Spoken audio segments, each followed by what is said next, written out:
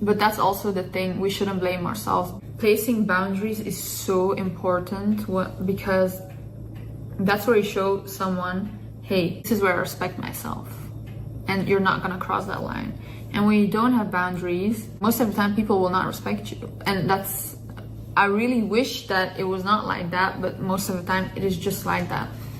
Placing boundaries is so important because that's where you show someone, hey, this is where I respect myself, and you're not gonna cross that line. And when you don't have boundaries, most of the time people will not respect you. And I really wish that it was not like that, but most of the time it is just like that. When people see that you don't have boundaries and you accept anything and you'll be there for them even if they talk shit about you and do all these things, and you still try to fix things and you still try to be there for them and all these things, you show this person, oh, this person doesn't have boundaries. And when you don't have boundaries, people will walk all over you. That's why boundaries are so important, not only in relationships, not only in friendships, also in your family. You need to have boundaries with people. Anger will really show you where your boundaries have been crossed. It will show you where you have been hurt. That's why we feel angry. You know, they say anger is always a secondary emotion. The anger came really from a place of, why did I accept this? Why did I accept this again? Why did I not see this in the moment? Why do I always have to see things after the thing ends? And that's where the anger comes from. I'm angry at myself. But then the anger really showed me where I need to set my boundaries. That's what I really understood after that. Boundaries are so important. Boundaries can literally be life-saving. Especially when you have a lot of empathy for people, you feel bad for people, you always try to understand where someone is coming from, then it's really hard to have boundaries. Because you're constantly like, they had a hard childhood, they've been through this, they've been through that, then you start feeling bad for the person, then you disrespect yourself constantly because you try to understand the other person. But did that person sit down and actually feel bad for you? Because you're feeling bad for them, you're constantly having empathy for them, you're constantly trying to be there for them, but have they done the same for you? Did they sit down, feel bad for you? Did they sit down, feel bad for your childhood? No, they didn't. And we make up these excuses. Look at the facts, they disrespected you. That's it. Don't have to go like, oh, they had a rough childhood, they had this, that. No, they did something wrong, and we're gonna stop it at that.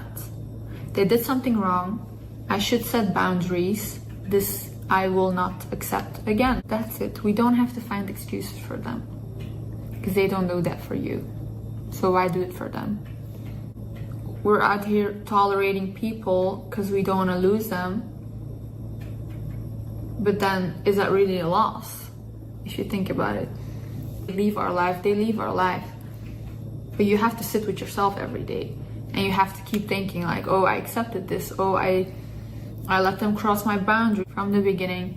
These are my boundaries. If you cross them, I will act accordingly. And that's it. And really stand on them. You know how they say stand on business? Stand on your boundaries. And don't let anyone cross them. But you know, it is what it is. It's reality. If you don't deal with reality, reality will deal with you. Living for other people. Time goes by so fast. I really do want to be happy, you know? And yes, this life is temporary and nothing is that deep, but we should always aim to be happy. People who wear stuff that they don't want to wear.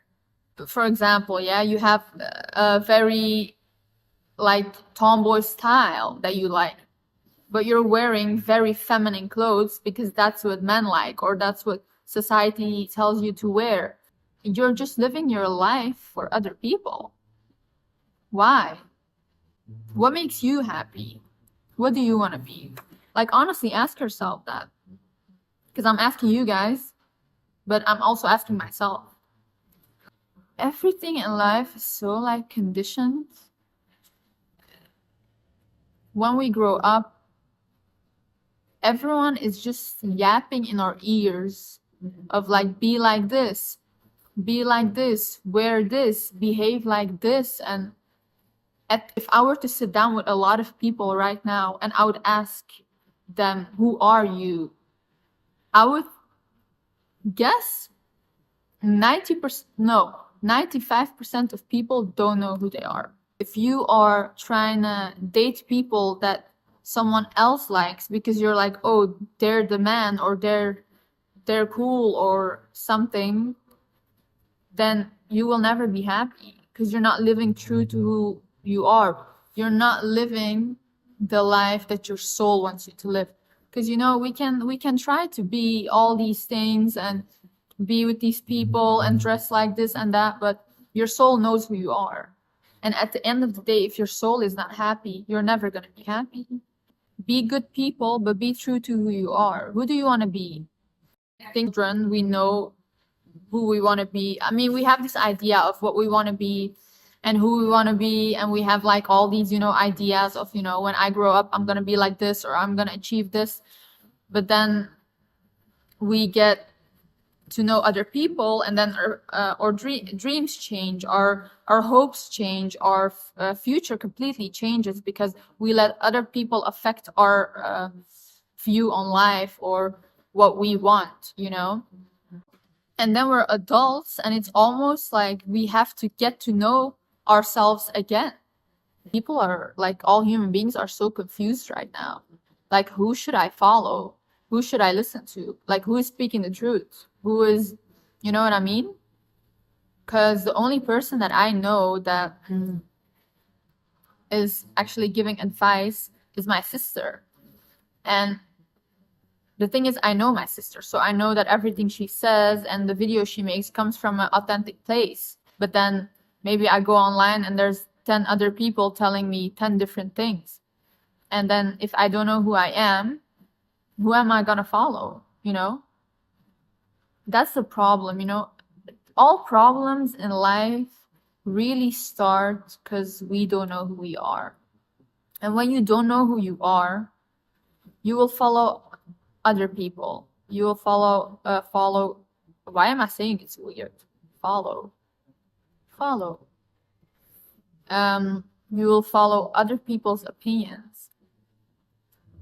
Because if you don't know who you are and you're gonna follow people that are not good for you or not doing good things, you're just gonna ruin your life. I'm gonna change a lot of things that I do in my life. You know, this is why it's good sometimes to sit down and write, or talk to the camera, or write on your notebook, and really like put your phone away, put the messages away, and really think about, who am I? This is what I would change in my life. And it could be really small things, you know. It could be really small things, but change is change. And sometimes small changes can in the end be a life-changing thing. Because I just think a lot of people question themselves or take on other people's opinions and make it their reality. But maybe that person telling you that you're a bad person, or maybe that person telling you that you're not smart, or telling you something about yourself, maybe it's just them projecting. They don't see the full you, I would say. And I'm giving this advice also to myself. Like, know who you are. Like, figure out who you are. No, that doesn't mean that you have to go and make mistakes or do things that are not okay. But we do learn the most when we make mistakes. When you love a person so much, you know, you want to be with them, you want to care for them. Everything in your life becomes about that person. And it shouldn't be like that, you know. Being very sensitive, and then also suppressing my emotions the whole time, because I didn't have anyone to go to or share my emotions with or share my feelings with. I mean, a recipe for disaster is when you're sensitive and you're suppressing your emotions. That's like a recipe for disaster. I was just bottling everything up inside of me. But when people bottle things up, they think, oh, I'm just gonna ignore that emotion. I'm just gonna pretend that it's not there, but it is. And you can't just move on from these feelings you're feeling. They get stored inside of your body either way, and they're gonna come out one day. So what happened with me was I was storing all these emotions, storing. And then when I was 18, 19, when I was an adult, I had this rage inside of me. I would flip for the smallest things. Someone would say something, so looking back at it, I'm like, it doesn't mean anything. But at that time, when someone would say something so small or in a tone that I didn't like, or they would look at me in a way that I didn't like, I would explode. And the person or the people who see me, they're like, why are you reacting this way? Like, calm down. But they don't know that I've been bottling up all these emotions for years on end. So every little thing would trigger me constantly, and it was almost as if my body was telling me, like, let it out, let it go, let it out. You have to share these things. So when I went into my first relationship, I had this big void in me. You know, I had this hole in me, and my first partner actually filled that hole. You know, he made me feel loved.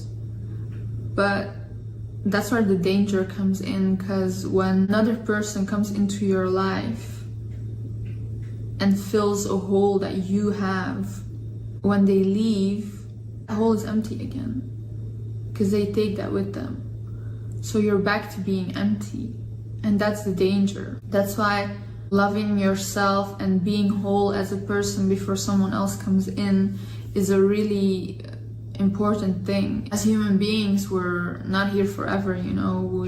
This time on this earth is so limited.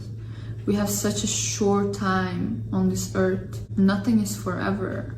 And we have really romanticized this idea of forever, being with someone forever. I want to be with you for eternity. I want to, you know, nothing is forever.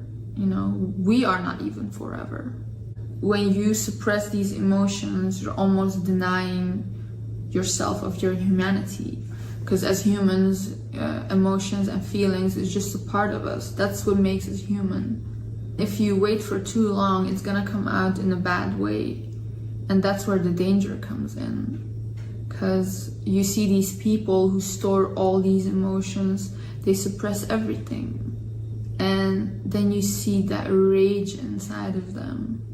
You can just see it in their eyes. You know, when I look at certain men in my life, constantly suppressing their emotions, constantly denying their feelings, there's so much rage in them, there's so much anger. Showing your emotion is being seen as something weak, which it is not at all. I think being strong is all about being vulnerable. Being strong is all about showing your emotions. When relationships happen, we break up, marriages happen, people get divorced, you know. If you are not a whole person when somebody comes in, then the void that they're filling when they leave, they're taking that part of you with them. So when my first relationship was very toxic, it was very toxic, because I was not in love with the person. I was in love with the validating. I was in love with the feeling he gave me of, no, you're worthy of being loved. He made me feel loved. And that was the thing I was obsessed with. That's why I couldn't let that go. And my environment didn't understand that. Everyone was like, you should leave him, you know, why do you keep going back? You know, in toxic relationships, people constantly go back, and it's almost never about the person. It's almost never about that person. It's almost always about a void that that person is filling. There's something that that person is doing for you that you're obsessed with. Because why would you go back to someone that's toxic the whole time? You know, that doesn't make sense. I feel like relationships are like our biggest teachers. You know, all the partners that I've had in my life are my biggest teachers. I've learned the most when I was in a relationship, because my partners would trigger every part of me that was not healed. Every part of me that I didn't look at. When you're in a relationship and you don't know who you are, the partner that comes in, if you don't know who you are, this partner is going to tell you who you are. And if it's a toxic relationship, then that person is going to define who you are, and that's dangerous. Because if you don't have a good person next to you, then you're going to feel worthless.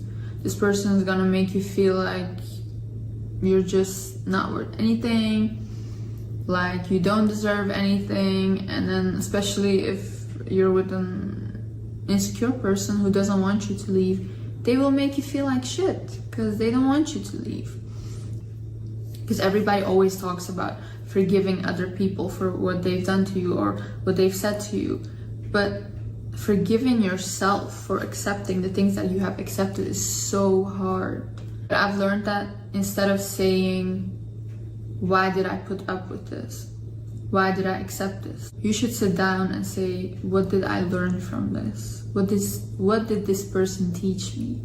Because relationships are our biggest teachers. Our partners are our biggest teachers in life. Detachment is something that I have really struggled with in my life a lot, and I feel like a lot of people really struggle with detaching. When a relationship ends and you're in pain, we can look at it as a bad thing, but to me it's a good thing, because I feel like pain makes you change the most. Pain really will push you to change. You know, these people who get heartbroken and then they go to the gym and they become like business owners and everything. That's what pain does sometimes. When you transmute that energy in something good, then anger and pain can be really good things in life. Understand that these feelings that we feel and the emotions and everything, even if they're anger or hurt or sadness, you have to let them out. You're not gonna be like, oh, suck them up and just go on with life. That's not gonna work. It just doesn't work. I wish it worked. I wish I could just be like, oh, you know, let me not feel this emotion. Let me just forget about what happened. It doesn't work that way, because your body stores everything, you know. We're not just this body, we're a soul, you know. And I think a lot of people just see themselves as a body, but we have a soul. We are souls, and everything we feel and we do is beyond comprehension almost. Like, I feel like our soul knows things that we don't even know yet. When talking to this friend of mine, and he read something on his phone and it said, why does the final act of love always have to be letting go? Because letting go of someone you love is real love. When you don't want to let go of someone, that's selfish. That's selfish love. And the love we know as human beings is mostly selfish love, because we want other people to validate us. We want other people to pour into us constantly. But love is all about giving. Love is not a transaction. You give and you want that person to be happy. And if they want to leave tomorrow, then they can leave tomorrow. That's real love. God told us not to get attached. He told us, don't get attached to things on this earth. He was not only talking about material things, he was also talking about other people, other souls. Because he says that he's gonna take everything away in the end. You know, we as humans, we lie so much to ourselves. We almost don't want to deal with reality. And the reality is that everything's temporary, you know? And the reality is that not everyone's gonna love you. And the reality is that not everyone is supposed to love you, and nobody owes you anything, you know. And it's all about just accepting that these things are just the way that they are. You are a whole person on yourself when you're alone. When a partner comes in, they just add to the 100% that you already are, you know. When they leave, they don't take a part of you with them, you know. That's what a relationship be like. You're whole, the person is whole, and you just add to each other. After a relationship ends, just take your time moving on from that.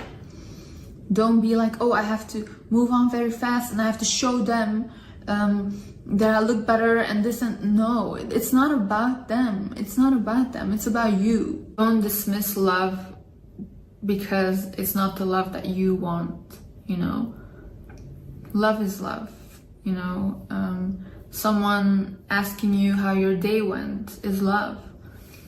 Someone buying you dinner is love. Someone going out their way to be there for you in a time, in a difficult time in your life is love.